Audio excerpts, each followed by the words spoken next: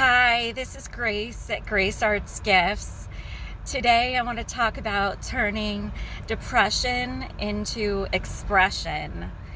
I know when I'm feeling depressed, I just want to lay in bed all day and put the blanket over my head and not talk to anyone or do anything. And the best thing to do is keep a journal by your bed so that you can write down all your thoughts and feelings and express your frustrations of life. This is a tool that has really helped me, and I think will help you too. It's turning depression into expression.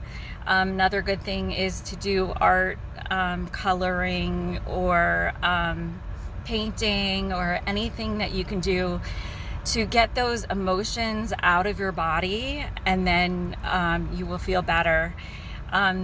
It's not a substitute for therapy. If you need professional help, certainly get professional help.